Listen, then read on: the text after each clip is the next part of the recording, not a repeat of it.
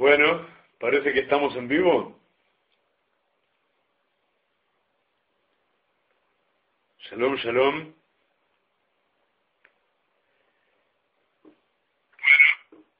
Shalom Ubrajá.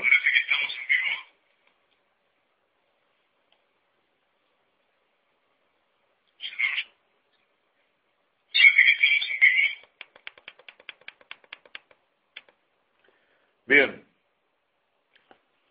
aquí llegamos. Shalom para todos.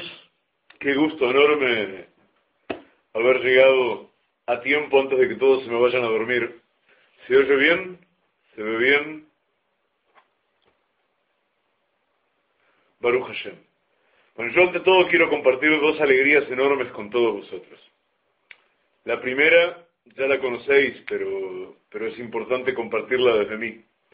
La alegría enorme que sentí hoy cuando vi el mail de Yehoshua acerca de los resultados de la revisación de hoy, y dije, Hashem está escuchando nuestra tefilá, Hashem está escuchando a los méritos de esta pareja maravillosa, y Be'ezrat Hashem todo va a seguir con mucha luz para adelante.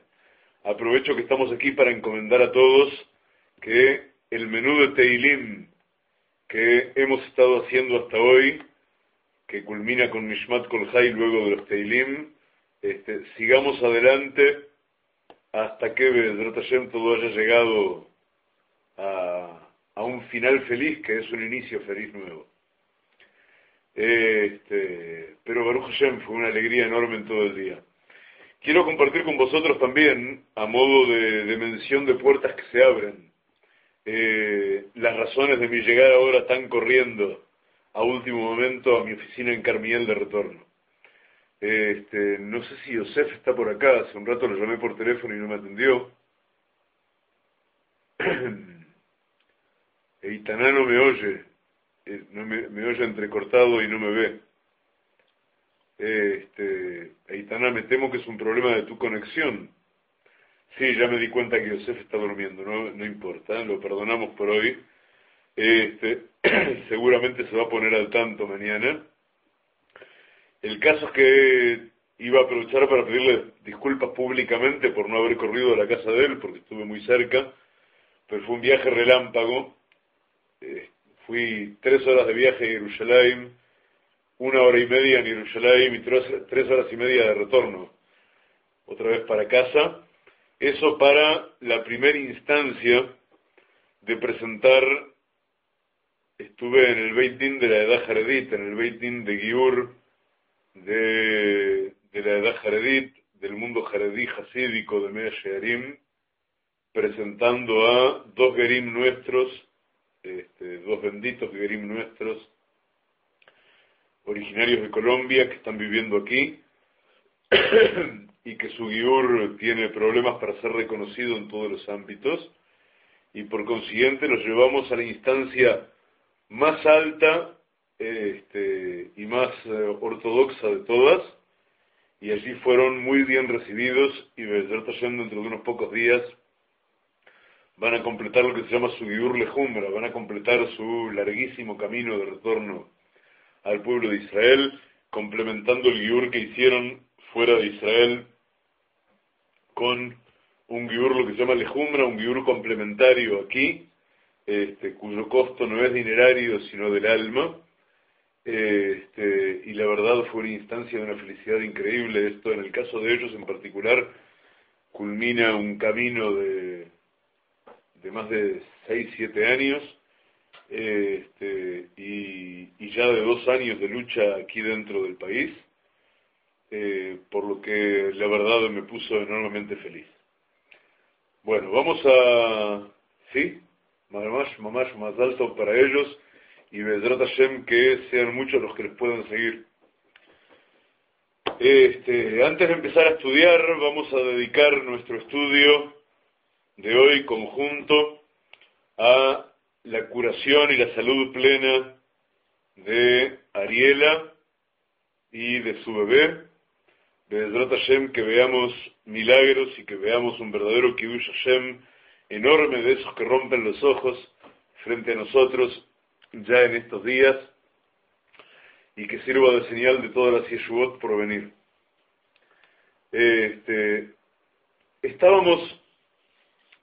Tengo que pedir disculpas también por la semana pasada, que no tenía garganta. Pero 2 semanas atrás estábamos completando una introducción básica al libro del Kuzari. Y nos habíamos encontrado, vamos a refrescar apenas la memoria, con que el rey de Kuzar, que es un hombre profundamente religioso en la idolatría que se profesa en su reino, a tal punto que toma el sacerdocio para sí, y quiere estar haciendo lo correcto frente al Creador, como tantos idólatras. Uno de los errores más trágicos de aquellos que viven en idolatría consiste en creer que acaso como el Creador queda tan arriba, tan en lo alto, le cuesta relacionarse directamente con lo de abajo. Digamos, el jefe no está para los detalles mínimos. Para los detalles mínimos pareciera que hay subjefes y hay toda una jerarquía hacia abajo. Entonces muchas veces la idolatría lo que busca es contactarse con los escalafones intermedios, con los escalafones bajos de la jerarquía, pero visto que, según su trágico error, el Creador no está en condiciones de ocuparse personalmente de nosotros. Y eso es atribuir al Creador condiciones, limitaciones humanas, que es una de las bases más hondas y más terribles de las filosofías idolátricas. El caso es que nuestro rey de Kuzar empieza a tener un sueño obsesivo, un sueño que se repite una y otra vez. Y en este sueño se le aparece un anciano que le revela que sus intenciones son buenas ante el Creador, pero no así sus acciones. El modo de culto que él rinde al Creador no es agradable, no es bueno a ojos del Creador. Hay que buscar otra cosa.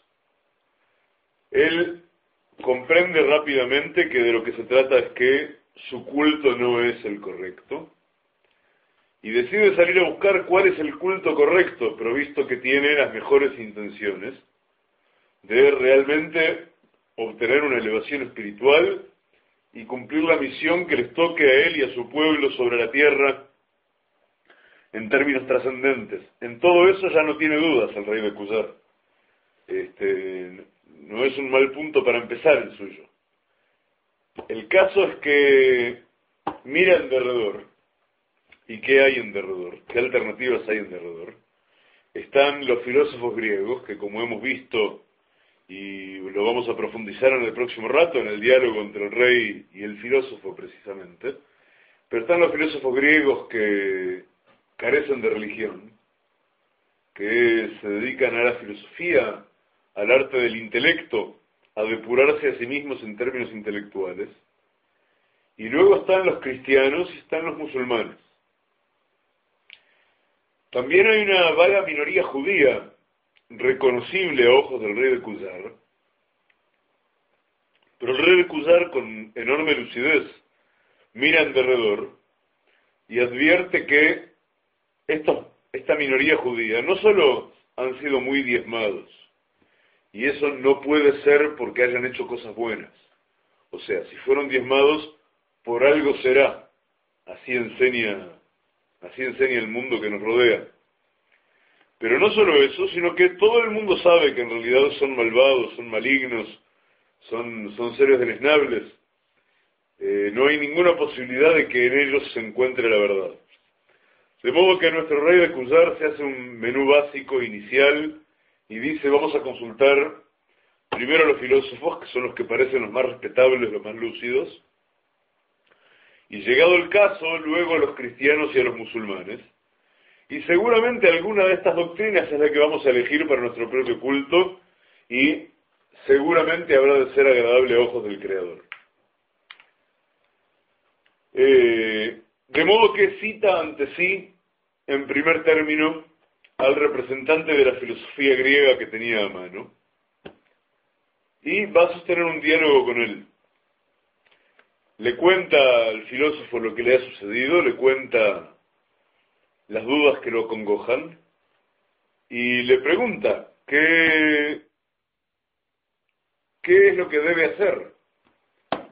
Ahora vamos a observar dos elementos fundamentales antes de entrar de lleno entre el diálogo y el rey, en el diálogo entre el rey y el filósofo griego. El primer elemento, tenemos que comprender de verdad cuál es la pregunta del rey. El rey no tiene verdaderamente preguntas teóricas. Él sabe a ciencia cierta que hay un creador. Él sabe a ciencia cierta que el creador tiene que ver con la creación. Él lo sabe porque él mismo le rinde culto. Ahora, él sabe que lo que en él está mal no es el pensamiento. A él le ha sido revelado en el sueño que sus intenciones, sus pensamientos son buenos a ojos del Creador. Todos conocemos gente de esa. Todos conocemos gente que entra dentro del dicho que dice que el camino al infierno está poblado de buenas intenciones. Entonces sus intenciones son las mejores, pero sus actos son terribles. Entonces su pregunta al filósofo, y su pregunta en general, la pregunta que quiere develar, es Adel y Thais. Bien, sabemos que somos dos ahora en la misma conexión. La pregunta del rey, entonces, es una pregunta eminentemente práctica. Él no quiere saber qué he de pensar. Él ya sabe que lo que él piensa es correcto. Él quiere saber qué he de hacer, qué es lo correcto que haga a partir de lo que pienso. Primer precisión hecha. Segunda precisión no menos fundamental. Vamos a observar que cuando el filósofo conteste, va a empezar su respuesta prodigiosamente, de modo muy sorprendente, hablando de Dios. ¿Y desde cuándo los filósofos creen en Dios?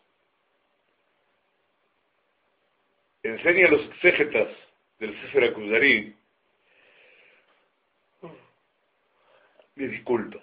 enseña a los exégetas del Sefer HaKuzari una precisión maravillosa aquí. Dicen así: hay filósofos ateos, y hay filósofos que son llamados los filósofos de la religión. Los filósofos de la religión, de toda religión que provengan, los teólogos, así llamados, de alguna manera se ofrecen a sí mismos como puente de paso, como puente de traducción entre la filosofía, que es en cierto modo un arte del pensamiento, y el culto, que es un arte de la acción correcta. Ahora, se preguntan los exégetas del Kuzari, ¿por qué el Kuzari? Si hay filósofos religiosos y filósofos ateos. Y los filósofos griegos en sí mismos tendían a formar parte del mundo de los ateos. Hablaban de la causa primera, pero no de una deidad verdadera. ¿Por qué Rabí Yehudá Aleví elige traer ante el rey de Kuzar no un filósofo de los ateos, sino un filósofo religioso? A un filósofo que de uno u otro modo habla de Dios. Y responden los exégetas, miren qué cosa fantástica. Dice así: Rabí Yehudá Leví quiere aprovechar la ocasión para demostrar que la filosofía siempre es atea. Que en realidad los filósofos de la religión tampoco creen en el Creador. Tampoco creen en el Creador en los términos a que nosotros nos referimos cuando decimos creer en el Creador. Dicen los exégetas del Kuzari, lo dicen de modo muy duro, que él elige exactamente el filósofo religioso para ayudarnos a comprender que ese Dios del que habla el filósofo religioso no tiene nada que ver con Dios. Es solamente una usurpación semántica. Pero no hay detrás de esa usurpación semántica otra cosa que más de lo mismo, más del culto al propio intelecto, más del culto a sí mismo. Y ahora sí, entonces, vamos a entrar a lo que este filósofo tiene eventualmente para decirnos, aunque sea para que podamos darnos el gusto de luego de disfrutar su refutación. Dice así el filósofo ante la pregunta de nuestro amigo el rey. Voy leyendo en la traducción hebrea desde el árabe. Supongo que todos tendréis, y hasta habréis estado mirando, el texto que nos corresponde en la traducción española que os pasé hace 2 semanas, que está online. Está en español antiguo, pero es bastante comprensible. De todos modos, si alguien de ustedes la tiene y otros no, pasáosla entre vosotros, y si alguien quiere, mándemela por email, porque yo la he perdido.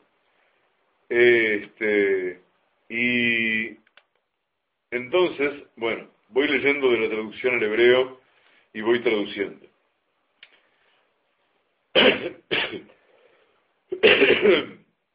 Disculpas.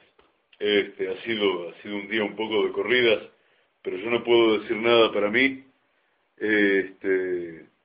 proveniendo nuestros amigos Yeshua y Ariela, de donde han estado hoy y de lo que han vivido hoy.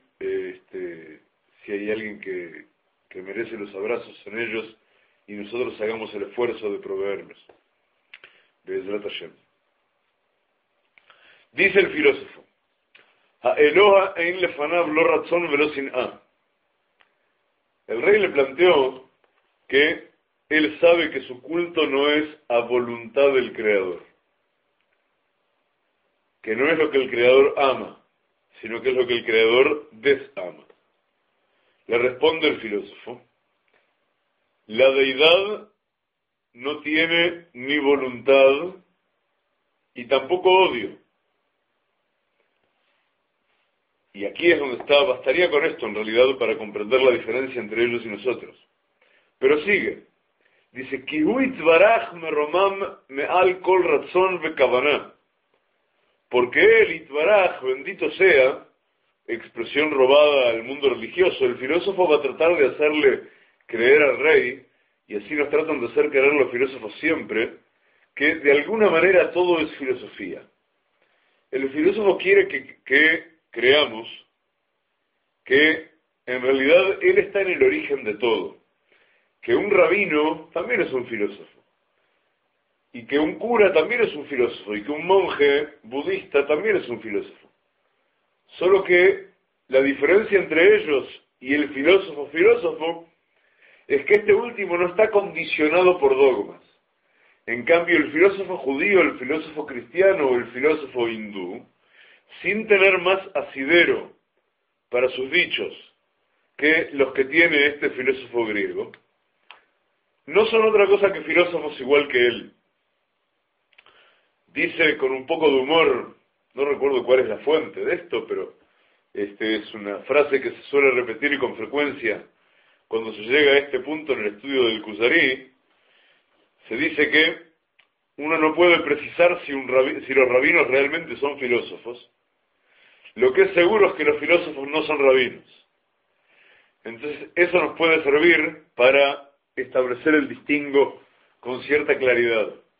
Pero el filósofo de alguna manera va a intentar ponerse en pie de igualdad con todos aquellos que están aferrados a una forma de revelación, a una forma de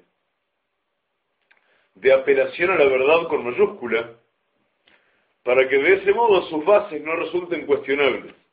Sus bases estén en pie de igualdad y del mismo modo los otros los habremos bajado.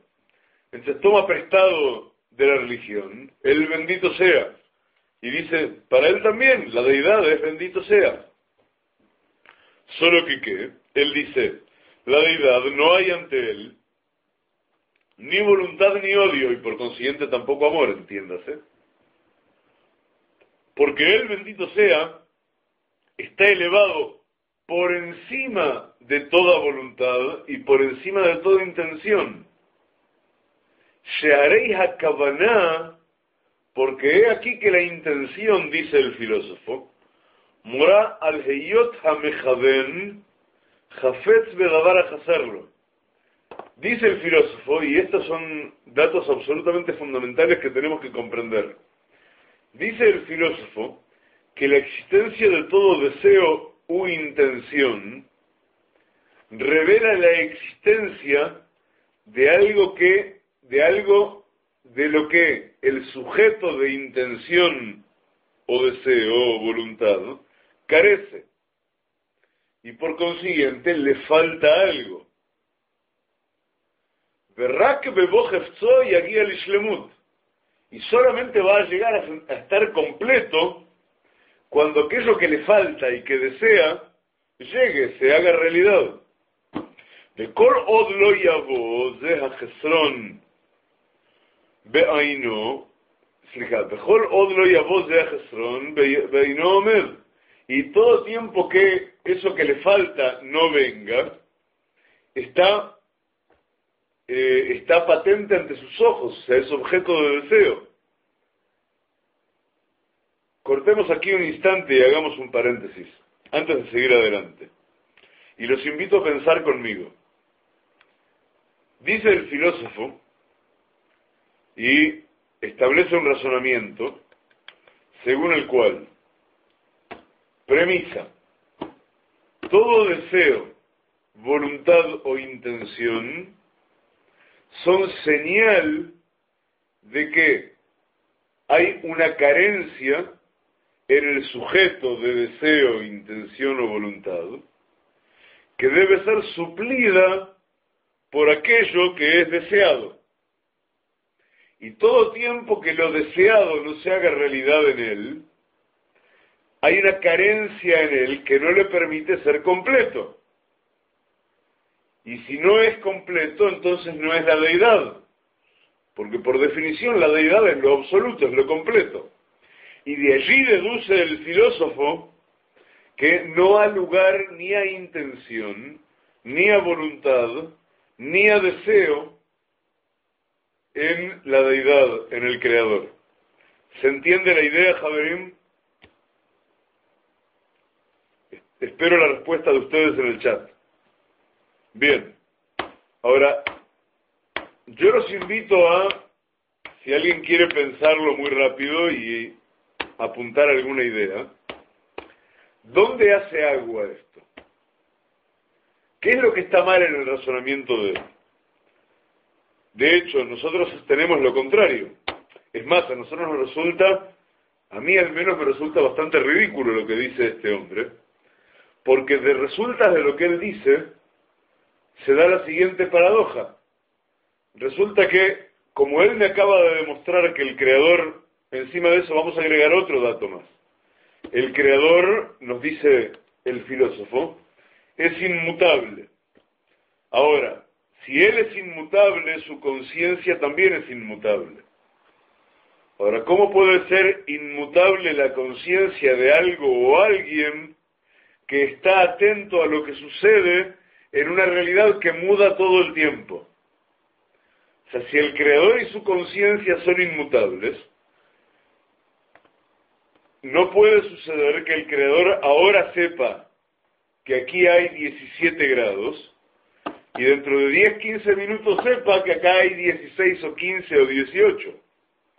Eso implicaría que hay una mutación en la conciencia del creador, y por consiguiente estaríamos diciendo que la deidad no es inmutable, y por consiguiente no es una deidad. Para resolver esto, nuestro amigo el filósofo, ¿qué es lo que hace? Agarra la deidad y la limita. O sea, la pone fuera del alcance de la creación y pone la creación fuera del alcance de la deidad. Y dice, ahora sí está completo. Ahora que no puede ver, ni entender, ni oír nada, ni se entera de nada, para mí está completo. A ver, Javerim, ¿dónde hace agua desde sus primeras premisas este razonamiento? 15 segundos, por si alguien quiere escribir algo.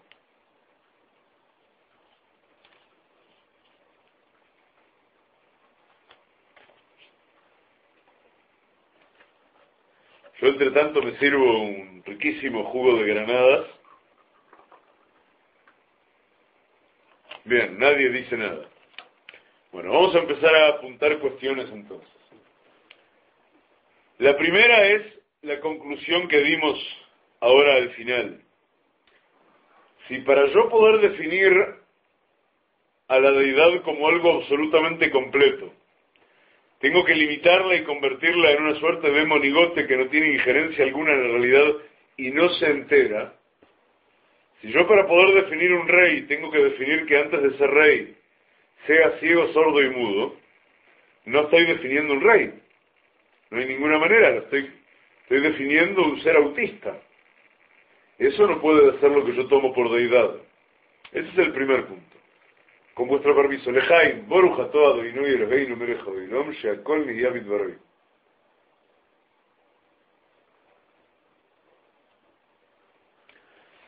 Pero hay un punto fundamental previo, que es común, por un lado a los filósofos en tanto refutadores, y por otro lado a las religiones idólatras en general. Y es el deseo de entender al Creador en términos antropomorfos. O sea, si yo digo que en términos humanos, todo deseo remite a una carencia, ¿de dónde extraigo yo la liazón, el puente que me permite extrapolar que en un nivel de realidad superior hasta la cúspide de lo superior posible, eso signifique lo mismo? Esa aseveración siga siendo válida. ¿De dónde digo yo que el Creador, en sus intenciones, ha de existir a imagen y semejanza del hombre? ¿De dónde digo yo que cuando hablo de deseos o de intenciones al nivel del Creador, estas intenciones o deseos han de ser como las intenciones y deseos de los hombres, pequeñitos que somos nosotros? En principio pareciera ser que nos vamos a encontrar con un razonamiento bastante antojadizo. Un razonamiento que parece decir que desde el momento en que solo puedo utilizar lenguaje humano, yo les pido disculpas, lo que pasa que en el auto pido disculpas por esto, venía manejando las últimas 3 horas y media con una lluvia portentosa y un vendaval bárbaro que impedía abrir las ventanillas del coche, y sin ventanillas no me pude regalar el lujo de fumar un cigarrillo hecho de un estupendo tabaco negro, después de la cena que tuvo lugar adentro del auto también. De modo que con vuestro permiso vamos a compartir nuestro cigarrillo de tabaco Puerto Rico uruguayo, mientras seguimos adelante con el shibur. Bien, entonces vamos a decir que en la primera premisa del filósofo, ya observamos que el filósofo en realidad tiene una gran necesidad de que, por un lado, que existe una deidad, lo dejamos fuera de la discusión. Queremos estar fuera en punto de igualdad. Después vamos a ver que el modo en que define la deidad le quita todo hálito vital posible también. O sea, definir a la deidad como una entidad abstracta llamada la causa primera, que es meramente una entelequia necesaria en el razonamiento, que prevé una causa a toda causa, y que no prevé un infinito hacia atrás, de modo que tiene que haber en el fondo del tiempo una causa primera, pero la voy a desvestir de toda característica que implique conciencia, que implique injerencia.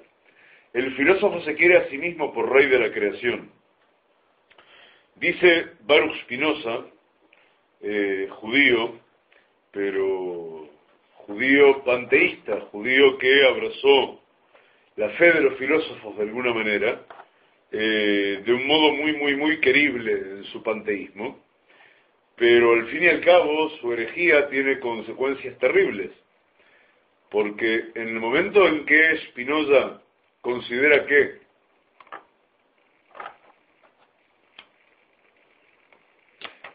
Dios lo es todo, en el momento en que todo el mundo, todo es Dios, entonces no hay un espejo frente a sí con el que compararse, al que asemejarse, a cuyas cualidades pretender arribar. Y eso hace que Spinoza, por ejemplo, considere que la modestia, que la humildad, es una virtud inútil. O sea, no es una virtud, es una cualidad errónea. Porque la modestia, la humildad, a su decir, hiere de alguna manera la sensación de seguridad y de plenitud de la persona, que pasa a considerarse menos de lo que podría considerarse, y eso de ningún modo le puede hacer bien. Ahora, ¿cuál es el problema que tiene Spinoza? El problema fundamental que tiene es que desde el momento en que no hay un creador cuyas cualidades absolutas sean lo que yo, hombre, tengo que imitar para arribar en ellas lo más alto posible desde la realidad densa en que me ha tocado trabajar, desde el momento en que ese ser no existe o no tiene tales cualidades, yo no tengo ante quién ser humilde, no tengo ante quién compararme que esté tan por encima. No hay modo en que se convierta en valiosa la cualidad de la humildad, si no hay un parámetro absoluto con el que medirse. A eso de alguna manera me he referido tantas veces cuando digo que no entiendo cómo una persona atea logra tener escrúpulos, ya no moral, escrúpulos. Escrúpulos que le impidan satisfacer, en caso de poder hacerlo, todos sus deseos de modo inmediato, a costa de quien sea y como sea. Ahora, que realmente existen casos así, y personalmente mi respuesta a ello, a partir de los casos que conozco, sobre todo, de seres realmente que no creen en Akadosh Baruj Hu, que no tienen fe, y que sin embargo son buenos, tienen ética, tienen una moral férrea. Y yo he observado con los años, y digo, lo he leído en maestros grandes de verdad también, pero personalmente he observado con los años que esos seres tienen ostensiblemente un alma grandota, y son dignos de que hagamos tefilá por ellos para que puedan hacer teshuvá también completa, muy pronto y no se nos pierda. El caso es que volvemos a nuestro filósofo, y sigue diciendo así nuestro filósofo. Ya dijo que el Creador, la Deidad, no tiene voluntad, y no tiene odio, y no tiene intención alguna, pues si tuviera algo de todo eso sería limitado. Entonces, por consiguiente, él elige limitarlo a priori para que no tenga nada de eso y no sea limitado. Sheharei הכוונה moral היות המכוון חפץ בדבר החסר לו, ורק בבוא חפצו יגיע לשלמות, וכל עוד לא יבוא, זה החסרון בעיניו עומד. Dice, porque toda intención o todo deseo, toda voluntad remite a una carencia que la despierta, y que hasta que esa carencia no sea suplida, no vamos a saber de completitud, y por consiguiente no vamos a poder estar hablando de una deidad.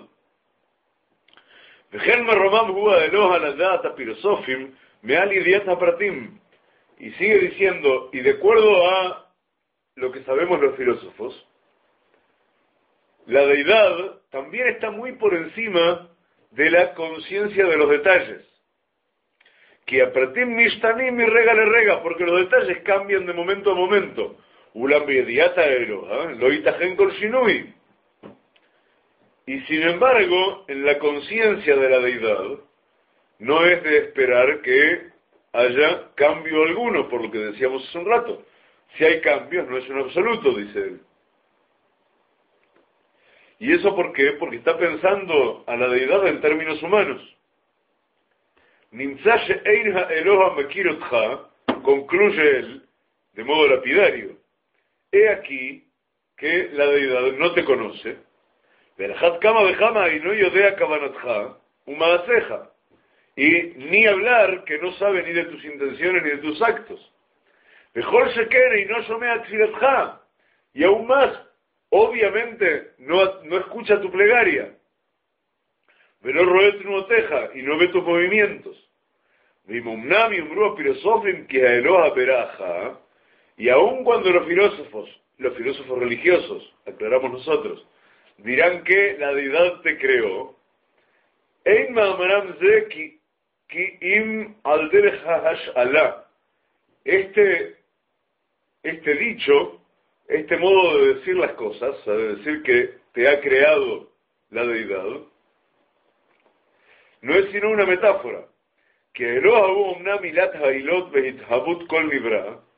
porque he aquí que la deidad es la causa más alta de todas en la realidad, en el llegar a tornarse realidad de toda criatura. Pero eso no significa que la criatura tenga lugar por intención alguna que haya tenido la deidad de crearla. ¿Se entiende? Suena un poco a trabalenguas. Pero dice, está bien, los filósofos decimos que la deidad te creó, pero eso lo decimos como una metáfora, porque eso implica solamente que a efectos tuyos la deidad está por encima de todo lo demás, pero en realidad a efectos de la deidad misma, eso no existe, no tuvo nunca la intención de crearte.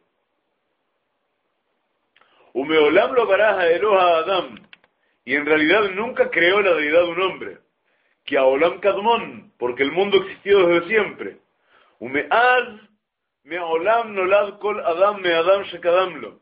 Y entonces desde siempre nace cada hombre de otro hombre que lo precedió. De Erkebu bo tzurot utchunot mizgiot umidot me avivu meimo ubishar krovav, y se combinan en cada hombre para dar lugar a su complexión final o a su configuración final las cualidades y las formas de su padre y de su madre y de sus demás parientes, y todo tipo de cualidades que tienen que ver con el clima y con la tierra en que nació, Bamezonot, en sus alimentos, los alimentos que consume, Ubamaim, y en el agua que bebe, Ubekojota Galgalim, y en las fuerzas de las ruedas, o sea, del espacio, de las constelaciones, Ukvutota Kohabim, y de los grupos de estrellas, Beamazalot, y de los signos, que Fima Amadamba Maharaja, de acuerdo a cómo se encuentren en el sistema global en el momento de su nacimiento,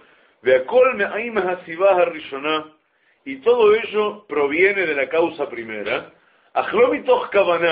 pero no por una intención asherla que tenga esta causa primera de ningún tipo.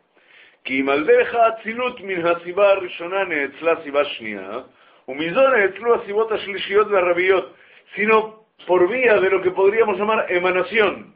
De la primera causa salió la causa segunda, y de la causa segunda salieron las terceras y las cuartas, etcétera. Y así se tornaron forzosas todas las causas y las consecuencias. Y así se concatenaron. Que del mismo modo en que tú las encuentras ante ti ahora. Y este modo forzoso en que ocurren las cosas es primigenio. Desde el inicio de los tiempos es así. Se remite todo a una causa primera y a una ley de causalidad, de la cual se desprende todo de modo natural, sin mayor intervención de voluntad o intención alguna. Que Shem Shasibar Rishonak Admoniti. Todo este proceso es primigenio, primordial, del mismo modo en que la causa primera es primigenia. Vein Reshitla, y no hay nada que la preceda. Vein Elejol Ejad Meishei Haolam Yeshivota Mevioto Tol Idei Shlemuto. Y he aquí entonces, frenemos un instante antes de continuar su razonamiento, preguntemos, ¿se entiende hasta aquí lo que está planteando el filósofo? Javerim.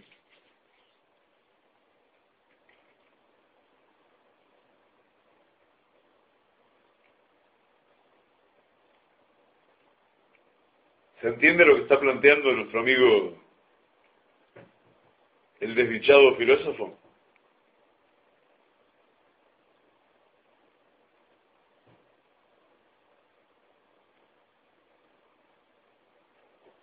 Caramba, si nadie me contesta, voy a creer que hace rato que nadie me escucha.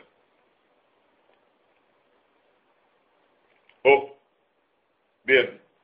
Ahora, deberíamos estar saltando todos, si se entiende. Porque aquí hay una colección de sofismas concatenados, destinados solamente a conseguir justificar que no hay nada que me condicione hacia lo alto. No hay ningún sistema de valores absoluto, no hay ningún régimen de conocimiento que se distinga de los demás en términos de que pueda llegar a ser absoluto frente a nosotros que son relativos. No hay una respuesta que sea correcta, a diferencia de todas las otras que sean incorrectas, etcétera. Un segundo.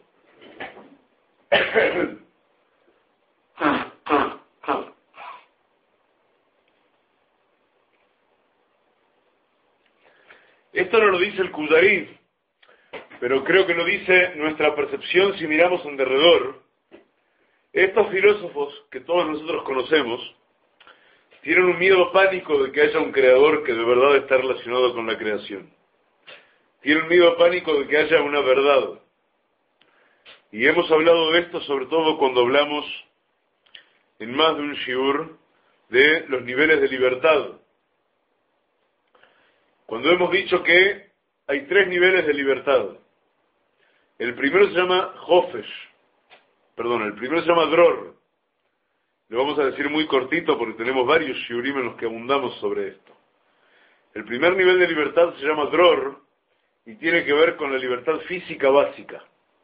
Alguien que no tiene, y esto es importantísimo en nuestra preparación para Pesaj, alguien que no tiene libertad física básica, alguien que no tiene control sobre sus 4 amot, sobre sus 2 metros para cada lado, alguien cuyo espacio puede ser invadido, su espacio privado, puede ser invadido por otros exteriores a él todo el tiempo, que dispongan de su espacio y por consiguiente dispongan también de su tiempo, no tiene oportunidad de preguntar nada. La palabra dror en español vendría a escribirse así, D-R-O-R, en hebreo se escribe Dalet Reish Vav Reish. Sale de la raíz dar, en hebreo, Dalet Reish, que significa residir. Es la raíz de dirá. Hoy día dirá se traduce por apartamento, departamento, pero en realidad significa morada, en términos generales. Toda morada es una dirá. Dice el Ariza al Akadosh, cuando explica las razones, está en el Zohar, previo aún. Cuando se explican las razones por las cuales están en la introducción al Zohar Akadosh, antes de la explicación del Zohar a la Parashá Bereshit, cuando se explica por qué, para qué el Creador creó toda la creación, dice, para crearse a sí mismo una dirá, una morada, batachtonim, en los mundos inferiores, en la realidad más densa posible. Entonces el primer nivel de libertad que una persona debe conquistar es esa libertad de su espacio privado, que es la base para llegar a ser dueño de su propio tiempo. Y cuando uno llega a ser dueño de algo, aunque sea de su propio tiempo, tiene capacidad de apropiarse de su propia conciencia y empezar a preguntarse cosas, empezar a buscar. Cuando uno llega a ese nivel, llega al segundo nivel de libertad que se llama Hofesh. Hofesh hoy día se traduce por vacación, pero nada más lejos de eso. Hofesh sale de la raíz lejapes, que significa buscar. Caramba, ahora ya tengo el dror. Quiere decir que ya no hay nadie que controle ni mi espacio ni mi tiempo. Tengo que empezar a tomar decisiones por mí mismo, ya no soy esclavo. Es lo que nos pasó cuando salimos de Mitzrayim. De pronto, ya no tenemos egipcios que entran a nuestras tiendas a llevarnos a sostener lámparas en sus fiestas a las 2 de la mañana, o a apoderarse de nuestras esposas, o a robarnos a nuestros niños. Hashem nos libre de todo eso. Sino que ahora caminamos por el desierto, nuestras tiendas son absolutamente privadas nuestras, nadie entra a mi tienda, es un lugar privado, íntimo, mío y de mi familia. Y dispongo de mi tiempo, porque encima el Creador me brinda alimentación directo desde lo alto. Ahora, caray, estoy en el estado de Hofesh, tengo que buscar, tengo que tomar decisiones. Dijimos en un shiur que creo que a propósito de Pesaj lo dimos, un shiur sobre este tema, y debe estar, sin duda está en Kol Israel TV, y por ahora debe estar encontrable en YouTube también, etcétera. Hay que buscar en YouTube, en el canal Kol Israel TV, un shiur cuyo título debe incluir la palabra Pesaj y también la palabra libertad. No recuerdo cuál es el título, pero ahí analizamos en profundidad esto. Decimos, los filósofos se conforman con este segundo nivel de libertad. Se conforman con el Hofesh. Tienen un problema, ellos quieren ser librepensadores. Y un librepensador no puede tener un parámetro de arriba que le esté imponiendo una verdad. Se queda sin qué buscar. Y si se queda sin qué buscar, sin haber asumido que ya ha hallado, que ya no hay que buscar porque hemos hallado lo que buscábamos, hay una ley, hay una verdad. Shalom Roy, bienvenido. Estamos estudiando acerca del filósofo que dialoga con el rey Kuzari. Entonces decimos que quien se encuentra en esa situación, que no quiere aceptar una respuesta verdadera y absoluta a sus preguntas, y no quiere perder las preguntas, porque quiere seguir siendo libre de hacer lo que se le dé la gana a cada instante, entonces está en estado de Hofesh, trancado para siempre. Es un libre pensador. Libre pensador quiere decir que pregunta todo el tiempo y evita aceptar ninguna respuesta para tener el derecho y la capacidad y la justificación para cambiar de opinión cada vez que se le dé la gana. Ahora, un estado más allá viene ese que estamos intentando alcanzar todos quienes buscamos aprender cómo podríamos llegar a hacer para hacer teshuvá de verdad. Teshuvá es la respuesta y es el retorno, es ambas cosas. Si en el Hofesh estoy preguntando, en el tercer nivel, en el último nivel de libertad, tengo que estar apegado a la respuesta. El tercer nivel de libertad se llama Jerut. Y Jerut sale de la raíz Harut, que es grabado. Es, muy bien, gracias a Dael y Tais, ese es el shiur. Si quieren y pueden, por favor, pásenle el link a los javerim que no lo tengan. Realmente es un estudio que vale la pena compartir y sobre todo como preparación para los días que vienen.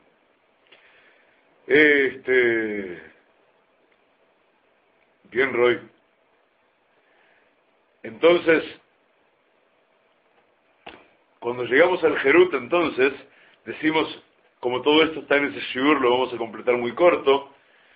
Dice, leímos en la parashá de hace 10 días, que Moshe Rabbeinu recibió la Torá en Har Sinaí, tenía las Lujot Abrit, las tablas del pacto, y todo lo que Akadosh Baruj Hu había escrito en ellas está Harut al-Halujot, está grabado en las tablas.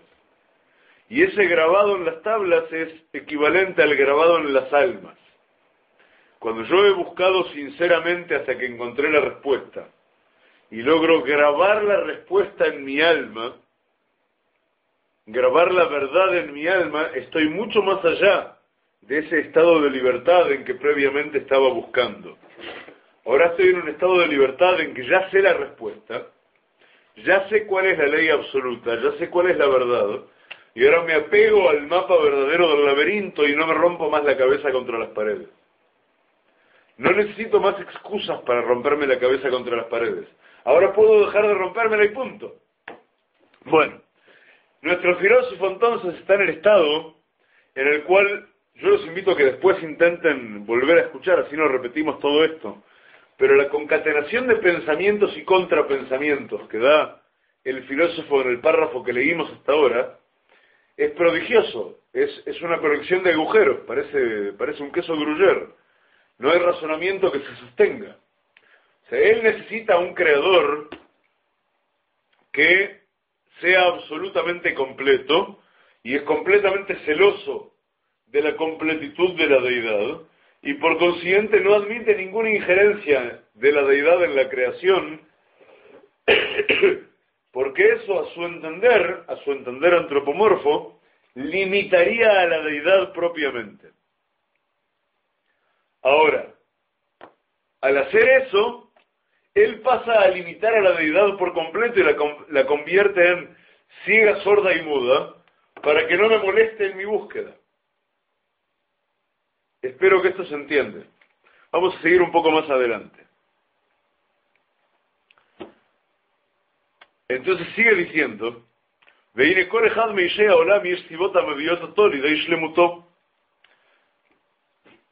dice, y he aquí entonces que todo hombre de los que existen en el mundo, hay causas que están preparadas para conducirlo a su plenitud, a su completitud.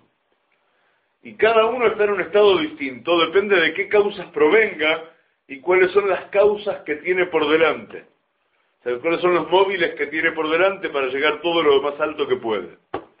Y dice así, Mishe kadmulo kol sibotav elu, naasa shalem, aquel que todas sus causas, acá usa la expresión causas, la expresión sibot, pero se refiere en definitiva a todo aquello que en potencia puede enmendar, en potencia puede arreglar, en potencia puede completar.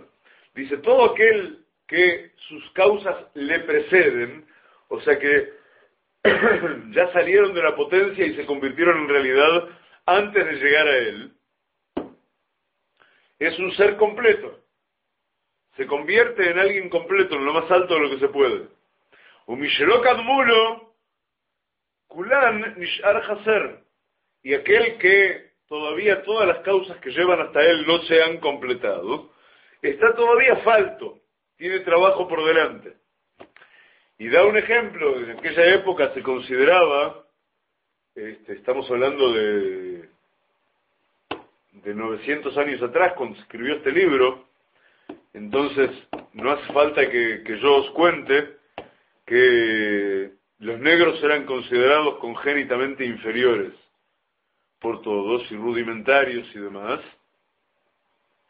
Hay cuestiones aquí que luego vamos a estudiar con tranquilidad Be'ezrat Hashem, acerca de dónde provienen las razas, Bijlal.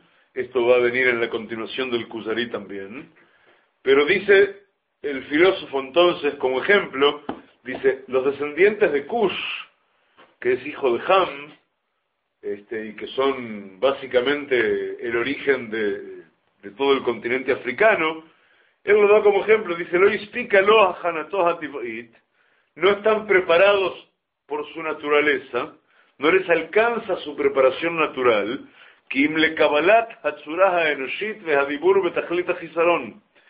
para nada más que recibir la forma humana y la facultad del habla del modo más escaso, más mínimo posible. Ugenekdo, frente a él en el otro extremo, a Pirosof, el filósofo, Ujnulot Junot al Pihenti Yen Alo Hamaalot Hamizgiot Veamusariot Asichliot Veamasiot, le fueron preparadas por las causas que lo preceden todas aquellas cualidades de acuerdo a las que va a conseguir las cualidades también, pero las cualidades elevadas, las virtudes que le van a dar un carácter y una moral, y las cualidades mentales, intelectuales también, y en definitiva también las actitudinales y conductuales, que lo van a convertir en alguien absolutamente pleno y completo, entero. Y no le va a faltar nada de la completitud, de la perfección. Pero aún en el caso del filósofo dice, tampoco estas cualidades están en él desde un inicio. Sino solamente en potencia.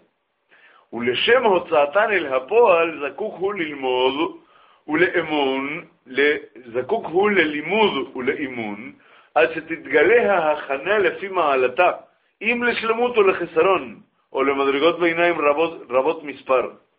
Y dice, y para lograr sacar de la potencia, extraer de la potencia la acción, todas las cualidades maravillosas que lo pueden llegar a llevar a ser un hombre en el sumum de la perfección posible, y que están preparadas para él, va a tener que trabajar y entrenarse y estudiar hasta que se revele su preparación, de acuerdo al nivel al que haya llegado, para demostrarse en estado de completitud de perfección, o de carencia, o en un estado intermedio. De Adam Shalem Itvak Bo Me'ain Or Elohi, y presten atención a esto, porque acá viene el redondeo del razonamiento del filósofo. Dice, y en el hombre completo, en el hombre perfecto, en el hombre que ha completado su camino, se apegará a él una suerte de luz divina. Ustedes se dan cuenta que el filósofo, en su intento por equipararse a los hombres de fe, utiliza terminología tomada de este lado, cuando para la filosofía, si no hay un creador que incida, ¿qué podría significar luz divina? Luz divina quiere decir algo que emana del creador hacia las criaturas.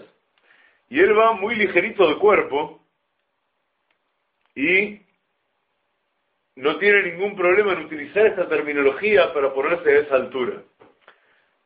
Debemos comprender que la postura de la filosofía en este sentido, de equiparar a la filosofía con las religiones y ponerlas en pie de igualdad, de decir, está bien, tú crees esto, yo creo esto, a ti tu razonamiento te lleva ahí, el mío me lleva aquí, tiene que ver con aseverar que, distinguiendo los abismos de distancia que hay entre unos y otros, dicen los filósofos, y mucho más aún los filósofos religiosos, que son los disfrazados más difíciles de desenmascarar, dicen, está bien, Aristóteles es un filósofo, Moisés es un filósofo, Jesús es un filósofo, Buda es un filósofo.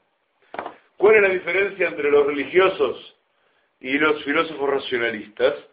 Que los racionalistas escriben o piensan en términos racionales claros, y los filósofos religiosos son medio poetas, escriben en metáforas y en parábolas extrañas, pero en realidad todos ellos son filósofos, lo cual significaría, Haz de Jalila, que todos ellos en realidad solamente de su propia mente elucidan las cosas que luego afirman, cuando la verdadera diferencia es otra. Si fuéramos y le preguntáramos, esto lo escuché hace unos días de un rab cuyo nombre no recuerdo en este instante, que da clases, creo que todos los lunes, de Kuzari en Mahon Meir, y quise buscar qué estaban enseñando en estos días acerca de la introducción al Kuzari, porque es un libro, no lo elegimos porque sí, es un libro que es absolutamente fundamental estudiar hoy día. Y Baruch Hashem en Mahon Meir tienen los medios también para transmitir en directo los shiurim de su Beit Midrash, y lo escuché. Y él dio un ejemplo maravilloso. Él dijo así, si alguien le preguntara,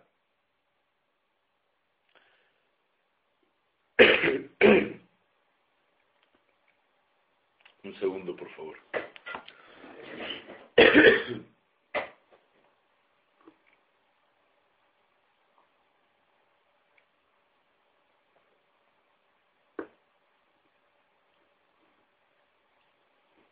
Perdón, aquí estoy. Si alguien le pregunta a un filósofo tradicional qué es a sus ojos correcto, qué es a sus ojos verdadero, la primera parte de la respuesta de él va a tener que ver, seguramente, con que es verdadero a sus ojos, o es correcto para él, aquello que a su mejor saber y entender se demuestra verdadero, se demuestra correcto. Si por el contrario alguien fuera y le pregunta al Rambam, a Maimónides, Zuhutoy Agen Aleinu, qué es verdadero y qué es correcto a sus ojos, el Rambam seguramente va a responder que es correcto a sus ojos aquello que se compadece punto a punto, que no se contradice, que es coherente y consistente con los principios de fe y con el desarrollo de la revelación de la revelación entregada en profecía. Entonces sabemos que tomamos la Torá como parámetro, y lo que es coherente y consistente con lo que dice la Torá, esa es verdad para nosotros, y trabajamos sobre la base de la revelación. Después de eso viene la experiencia que demuestra la veracidad de la fe. Pero empezamos por el principio de fe mismo. Decimos, nos paramos al pie del Har Sinai, del monte Sinai, y decimos, Naaseh Benishma, haremos y oiremos. Nosotros sabemos que no entendemos nada. Nosotros sabemos que es a partir de la fe que decidimos nuestras acciones. Tenemos la esperanza que nuestras acciones nos van a brindar las herramientas para comprender qué es lo que estamos haciendo. Pero partimos de la fe, partimos de la certeza, partimos de la seguridad, partimos de saber que Ein Lanu al Mile y Shaem, que no tenemos sobre qué apoyarnos ni sobre quién apoyarnos, El Alavinu Sheba Shamaim, sino ante nuestro Padre que está en el Shamaim, Akadosh Baruj Hu, el sagrado bendito es. Entonces hay que tener muy clara y claramente marcada esta diferencia, porque hacia donde el filósofo quiere ir, no es hacia donde el rey de Cusar le preguntó. El rey de Cusar le preguntó qué es lo que debo hacer, dado que mi pensamiento ya sé que es correcto. El filósofo que no tiene la menor idea qué es lo que hay que hacer a partir de un pensamiento correcto, porque no tiene una definición de pensamiento correcto, va a tratar de, no solo no le va a responder qué es lo que hay que hacer, sino que va a intentar de disuadirlo de la certeza de la posibilidad siquiera de un pensamiento correcto. Espero que se entiende. Todo esto es un poco trabalingüístico. Pero sirva de preparación porque en la continuación va a haber trabalenguas peores, más densos aún. Y por tanto más maravillosos. Entonces estábamos en que cuando el hombre llega a su completitud, a su perfección, dice el filósofo, Idvak bo me'ain or Eloki, hanikra beshem hasechel hapoel. Dice que se va a pegar a él una suerte de luz divina que es apodable, que la podemos llamar Sechel Poel. En la traducción del Kusarí que tienen ustedes, si la memoria no me falla, esto es traducido por una mente agente. O sea, que la luz divina esta que se pega a él es una mente, nosotros la vamos a llamar distinto, la vamos a llamar una mente activa, una mente proactiva, una mente que toma determinaciones y que puede incidir sobre la realidad.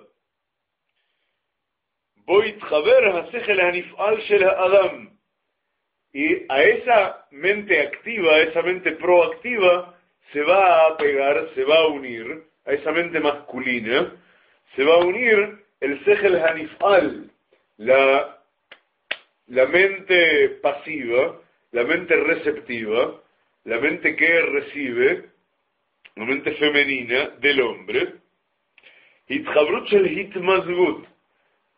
esa va a ser una unión de combinación, o sea, el hombre que está preparado solo para recibir la influencia, a través de toda esta acción que lo perfecciona desde el trabajo mental, fundamentalmente, se va a unir a esa suerte de luz divina, que es en realidad la mente agente, la mente global y proactiva, en definitiva la ley de causalidad que determina todo lo que sigue, y esa va a ser una unión en la que se va a combinar el uno con el otro.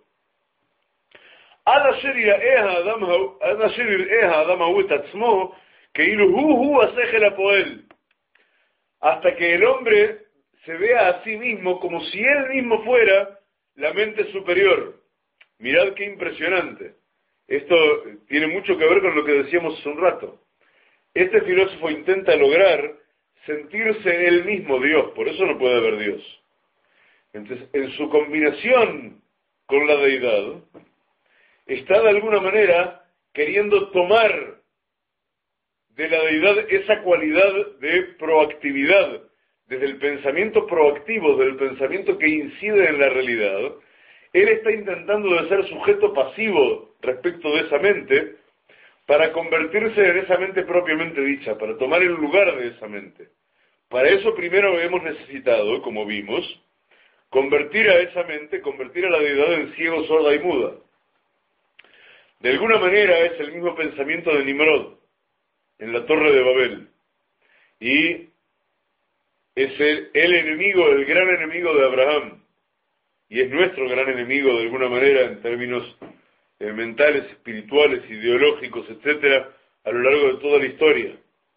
Construyamos una torre y lleguemos hasta arriba del todo para dominar la tierra, y que el Creador se quede con sus cielos para sí. Nosotros mandamos aquí abajo. Eso dicen, ay, si ustedes vieran por qué se cayó este celular. Estamos transmitiendo desde un celular parado arriba del escritorio, sobre un soporte hecho en realidad para auto, para el GPS, y apoyado en una piedra de cuarzo rosada que me regaló mi querida hermana Judy en una de sus visitas aquí a casa. Entonces golpeé sobre la mesa y se deslizó el celular para abajo. Bueno, ya lo enderezamos. Entonces, espero que se entienda de qué estamos hablando. Nimrod también busca hacer lo mismo. Nimrod sabe que existe Dios, que hay un creador, sabe todo en realidad. Nimrod está en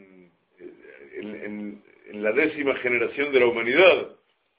Nimrod está en una época de revelación, en una época de profecía, en una época en que todo es obvio. Nimrod viene del diluvio, ve maravillas, ve portentos por todos lados. Y sin embargo, él quiere ser Dios. ¿Cómo se hace eso? Condenamos al Creador al ostracismo en sus cielos. Intentamos conseguir que la realidad sea indiferente al Creador, porque pusimos una deidad intermedia. Esta deidad soy yo mismo, dice Nimrod. Soy yo mismo, dice el filósofo. Y entonces ajenamos la realidad del Creador, se la robamos, y ahora somos dioses. Espero que se entiende la idea. Acá hay que hilar muy, muy fino. Entonces sigue diciendo el filósofo, hasta que el hombre se ve a sí mismo como si él mismo fuera la mente agente, y no hay entre ellos ninguna separación. Otash Sha'a Yagiu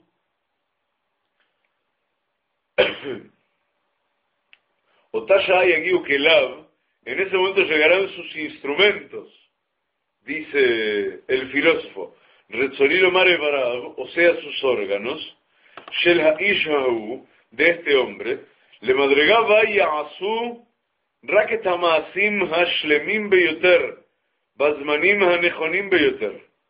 Y miren hasta qué punto en realidad él intenta parecerse en su lenguaje a lo que decimos nosotros, pues está compitiendo frente al rey de Cusar.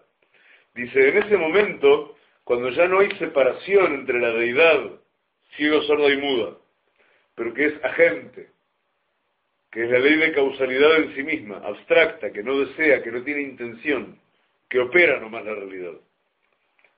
En el momento en que eso y el hombre que ha logrado la perfección son uno, ese hombre, de modo natural, va a realizar únicamente las acciones más perfectas en los momentos más correctos, en las oportunidades más correctas. Fíjense cuánto se parece esto a lo que hablamos en Hasidut. Es peligrosísimo.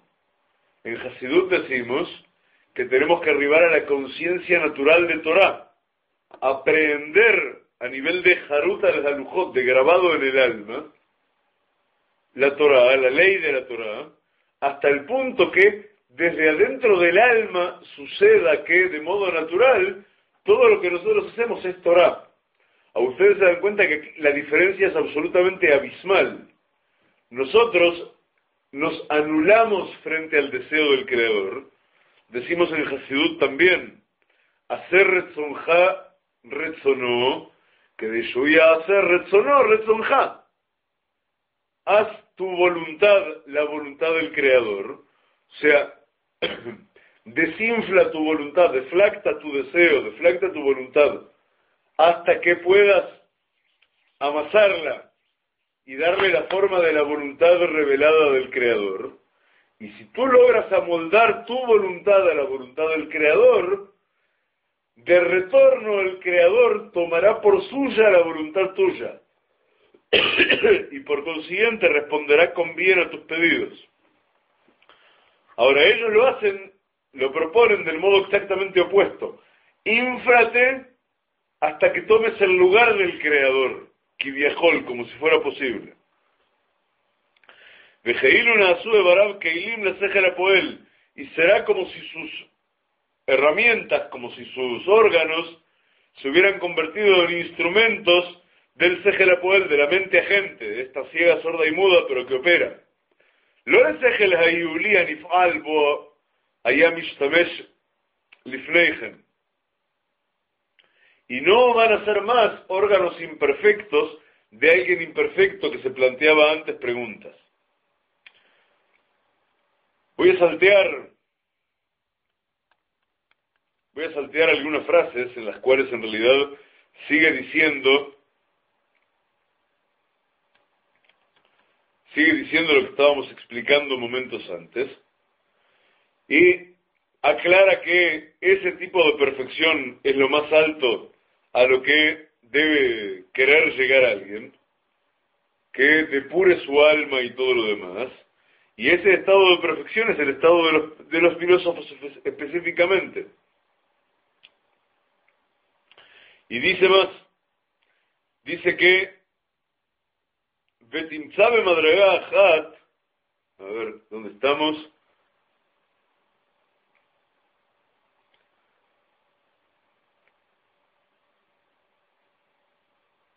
Entonces, que esto es lo más alto que un hombre completo puede aspirar a conseguir una vez que depure su alma de las dudas.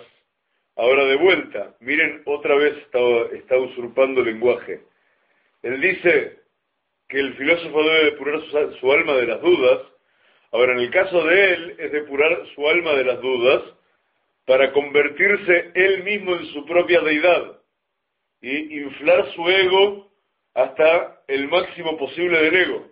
Nosotros decimos que el hombre debe limpiarse de toda duda y para ello debe desinflar su ego hasta quitarle toda existencia a su ego, hasta lograr que lo que él desea es de verdad lo que el Creador ha puesto por delante de él cuando le dio la opción de elegir el bien.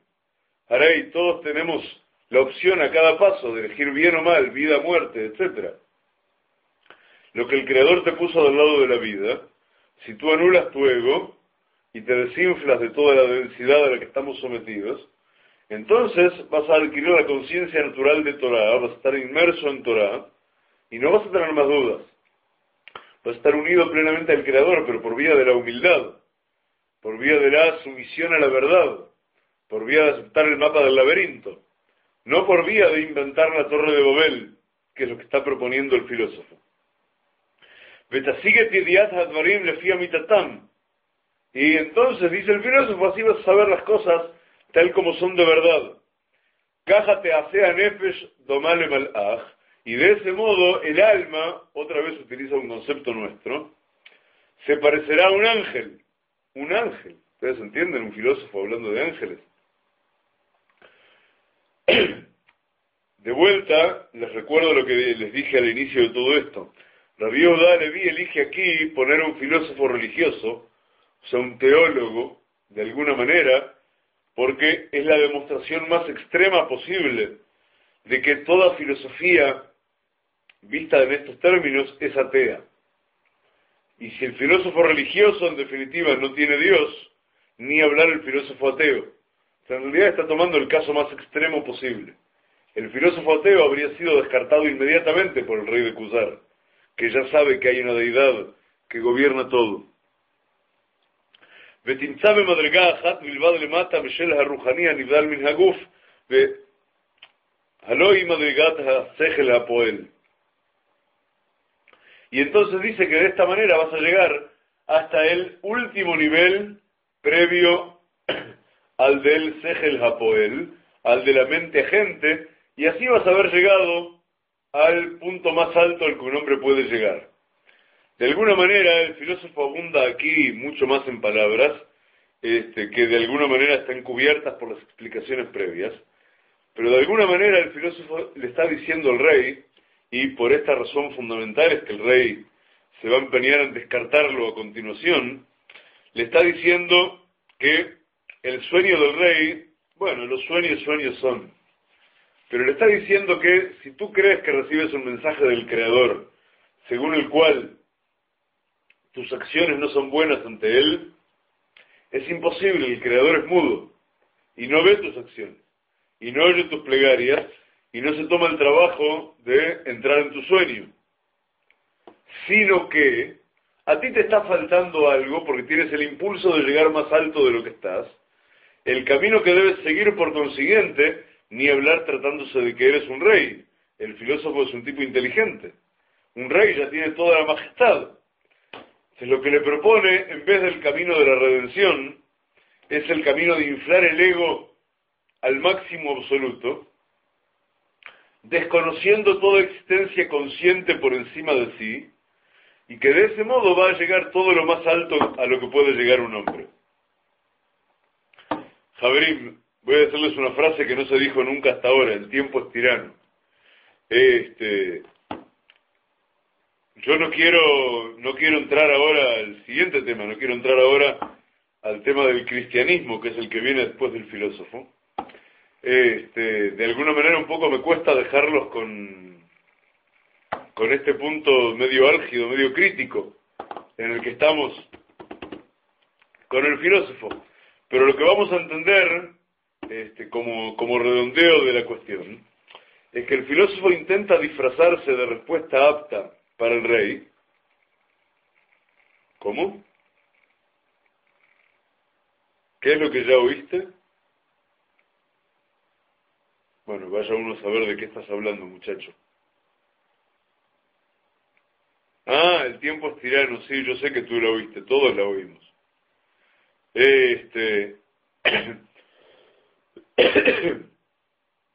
Lo que quiero deciros es que, primer ejemplo que tenemos que aprender a tomar de nuestro amigo el rey de Khuzar. Viene el filósofo y nos habla en términos adecuados a la pregunta que le hicimos. Nos quiere vender, en una semántica que nos suena amable, nos quiere vender una respuesta inaceptable. Nosotros estamos pidiendo redención y Él nos quiere vender perdición completa. Pero lo hace con términos que nos son gratos. Y por eso es un riesgo tan a menudo caer en sus manos.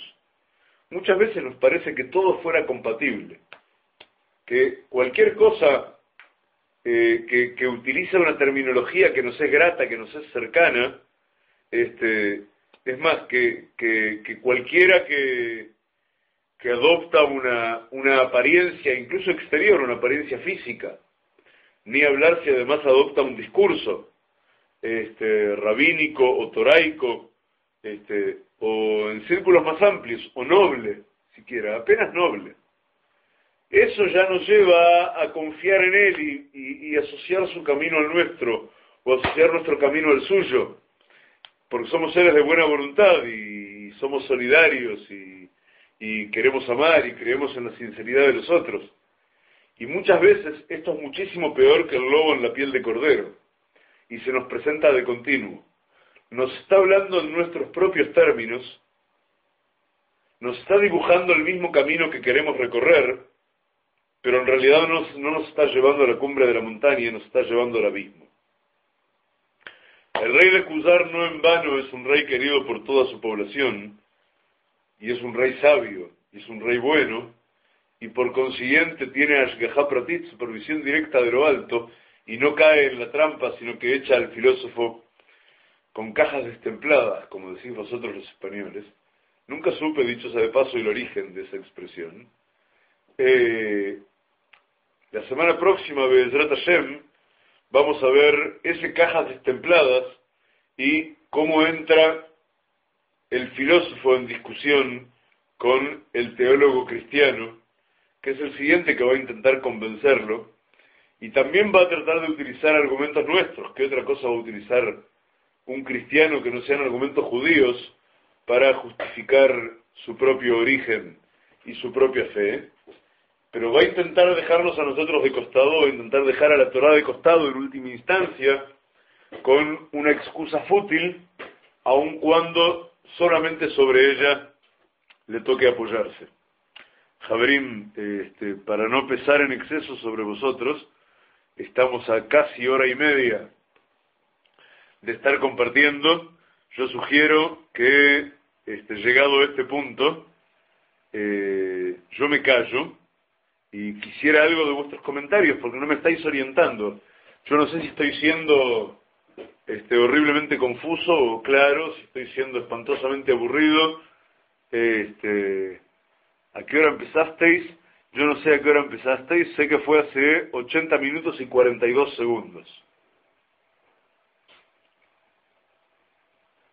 No es un refrán, la expresión de echar a alguien a cajas destempladas.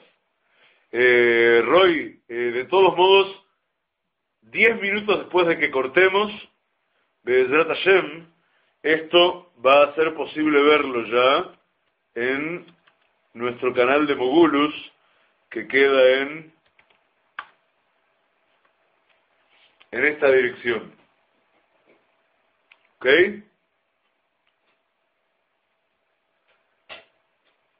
Bien.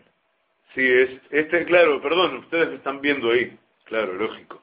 Bueno, unos 10 minutos después de que cortemos Be'ezrat Hashem, espero que, menos incluso, acaso 5 minutos, voy a poder tener esto andando en playback. Javerim, antes de eso, realmente me gustaría escuchar algo de vuestros comentarios, y dónde os sentís parados para ir amoldando en lo sucesivo nuestro trabajo conjunto.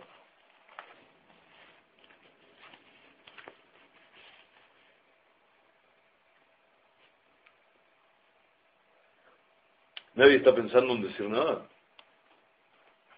¿Qué es lo que tienes? Roy dice que tiene algo. Ah, bueno, a ver, dinos el refrán, pero luego quiero a alguien que diga algo acerca de lo que estamos estudiando.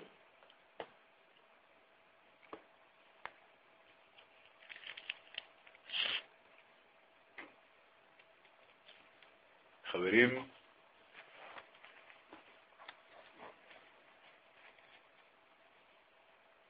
Ok, es entrevesado.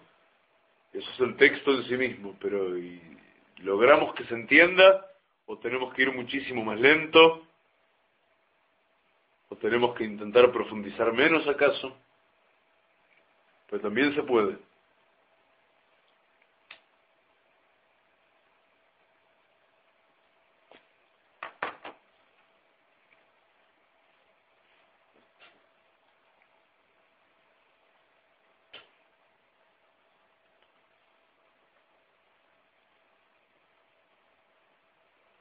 Bueno, Baruch Hashem. En realidad esto se va a poner mucho más entretenido y fácil de entender después que, presumiblemente, digamos, en 2 encuentros más, cuando hayamos pasado ya filósofo, cristiano y musulmán, y empecemos a ver cómo el rey de Cusar no tiene más remedio que empezar a plantearle preguntas al Jaber, al sabio Yehudí, al Rab.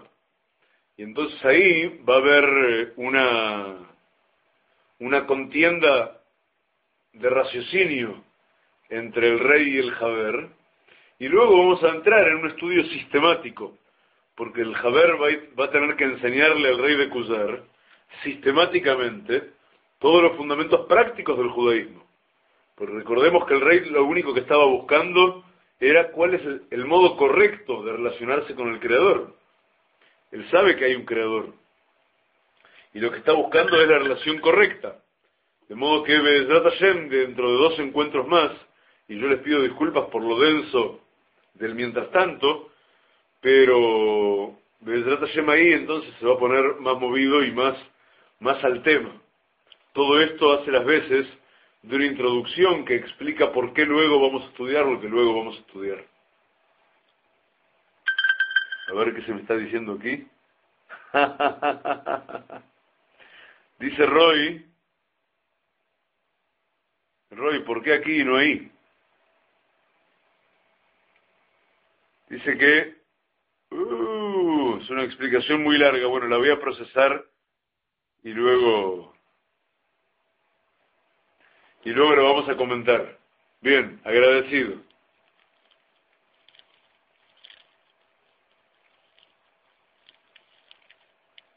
¿Cómo?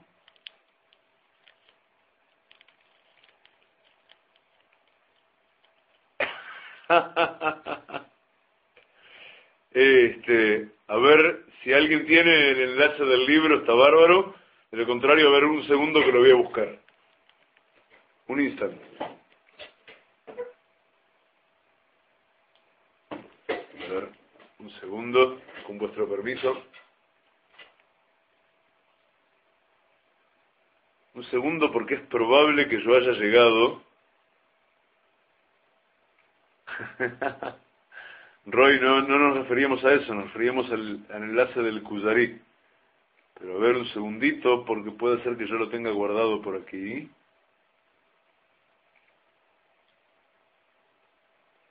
Quien lo encontró es Jaime Yosef, que lo encontró y me lo pasó a mí.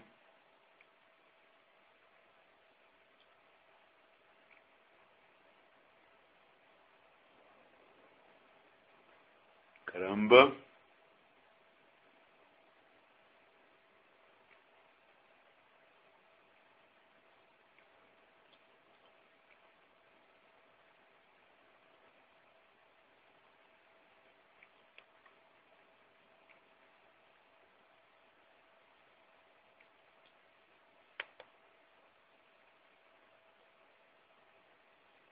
No. A ver un segundo. Oh, muchísimas gracias, mi querido. Lo celebro de corazón. Bueno, Javerín, si están de acuerdo, entonces volvemos a pedir que todos sigan haciendo el menú de Tehilim que empezamos la semana pasada, y lo completen cada día con Nishmat Kol Chai, y estamos todos trabajando juntos. Yoshua y Ariela, por favor sepan que en realidad estamos todos juntos en esto, y Be'ezrat Hashem estamos pidiendo Brajá todos juntos, y vamos a tener un bebé precioso. Be'ezrat Hashem Yitbaraj. Por favor, a todos, no dejen de trabajar juntos, que nuestro rol es mucho más importante que el de los médicos en esto. Javerim, entonces, les digo a todos, muchas gracias por haberme esperado y por haberme aguantado hasta ahora. Yo me quedo muy, muy, muy feliz de haber llegado a tiempo y de haber podido compartir el estudio con ustedes. Y Be'ezrat Hashem, todavía esta semana vamos a compartir algún estudio sobre Pesaj, que intentaré avisarlo sobre la marcha. Y el lunes que viene estamos al ataque juntos aquí para seguir avanzando en el Kuzari. Javerim, un abrazo muy muy grande para todos y mi frajot. En unos pocos minutos se puede entrar a ver playback también, quien lo desee, en este mismo canal de módulos. Un abrazo enorme, Javerim. Shalom, shalom. Hasta luego.